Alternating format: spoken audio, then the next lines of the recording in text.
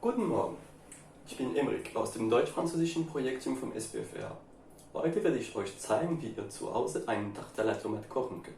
Es ist ein einfaches, leckeres und vegetarisches Rezept aus meinem Heimat in Südfrankreich, das ihr gern heute mit mir zu Hause kochen könnt. Die folgende Video werde ich auf Französisch machen, weil es meine Muttersprache ist und ich mich in dieser Sprache entsprechend wohlfühle.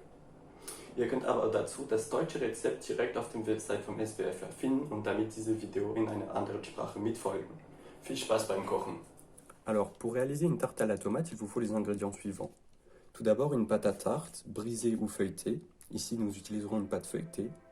Il vous faut également de la moutarde de Dijon, des herbes de Provence, du fromage râpé, de préférence de l'emmental, puisque celui-ci est plus facile à trouver et moins cher. Et enfin, quelques tomates, de l'ordre de 4 ou 5, en fonction de la taille des tomates, lavées par avance et de préférence assez mûres. Concernant les ustensiles, ensuite, il vous faudra un plat à tarte, en métal ou en céramique, un en métal ici donc. Il vous faudra également une planche à découper pour venir couper les tomates, un couteau, encore une fois pour venir couper les tomates, une cuillère à soupe ou un couteau rond pour étaler la moutarde au fond du plat, et enfin une fourchette pour percer des trous dans la pâte. Alors la première chose qu'on va faire avant de préparer la tarte, évidemment, c'est d'aller chauffer notre four. On le met à 180 degrés, soit à chaleur tournante, soit à plaque chauffante en haut ou en bas, en fonction du four que vous avez à disposition. Alors une fois qu'on a réuni tous les ingrédients, qu'on a mis le four à chauffer et qu'on a aussi les ustensiles, on va venir déposer la pâte au fond du plat. Donc, comme je peux.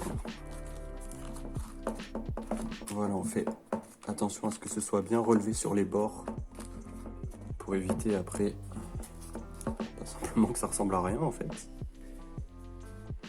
Et ensuite avec une fourchette on va aller faire quelques trous donc sur le fond de pâte.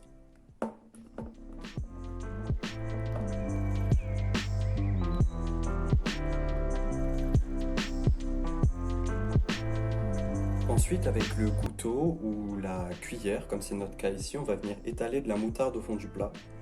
D'une manière générale, ce qu'il faut savoir, c'est qu'il faut éviter de mieux trop en mettre. Plus c'est subtil, meilleur ce sera.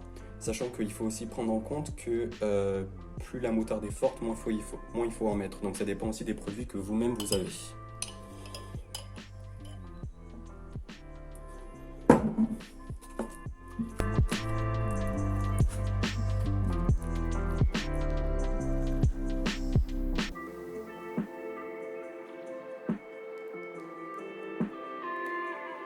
Et voilà, sachant que là la moutarde est a été ouverte récemment, donc elle est assez forte, j'évite de trop en mettre.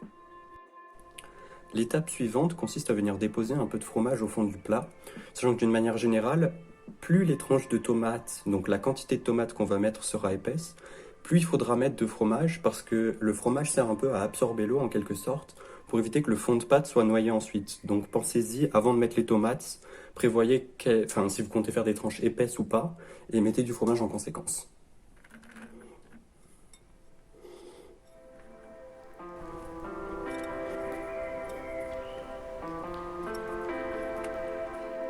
Donc voilà, il faudra encore l'étaler un peu mieux, là, je ferai ça hors caméra. Mais dans l'idée, pour la quantité, on est bon. Donc ce qu'on va ensuite venir faire, c'est découper les tomates au fur et à mesure. On va pouvoir se servir du bol où on avait le fromage comme poubelle en quelque sorte. Ce que je vous conseille également de faire, c'est de découper les tomates les unes après les autres et les mettre au fur et à mesure dans le plat. Comme ça vous évitera d'avoir découpé trop de tomates pour rien et de vous retrouver un peu bête avec plein de tomates sur les bras.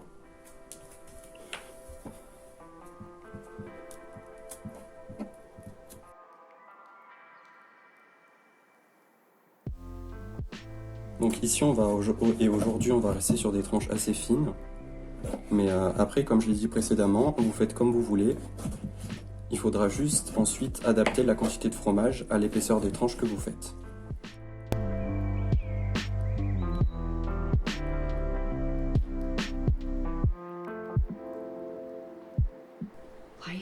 Alors comme j'ai dit, une fois qu'on a coupé une tomate, on va venir l'étaler au fur et à mesure au fond de la tarte. Et après, on procédera de manière progressive en venant rajouter nos tomates et nos tranches de tomates pour pas découper des tomates pour rien. Ou au contraire, se rendre compte assez vite qu'on n'aura pas assez de tomates pour notre recette si on n'en a pas acheté assez. Et retourner en acheter.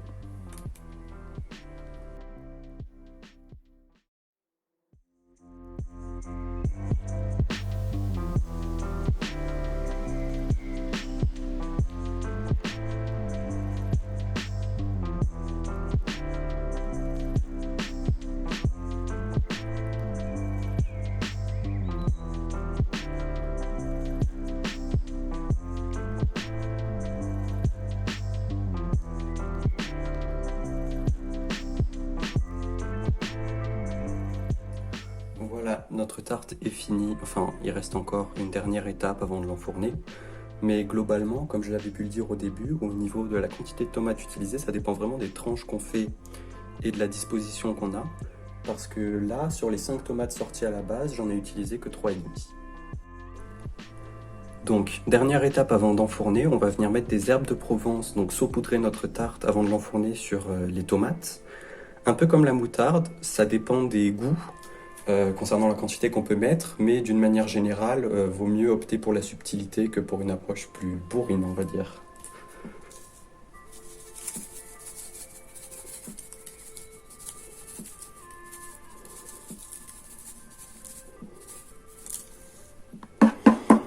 Voilà, on est prêt. Maintenant, on va aller mettre ça au four à 180 pendant 45 minutes et puis on se retrouve après. Ben voilà, après plus de 30 minutes, presque 45 minutes de cuisson, la tarte est prête. On l'a fait un peu refroidir.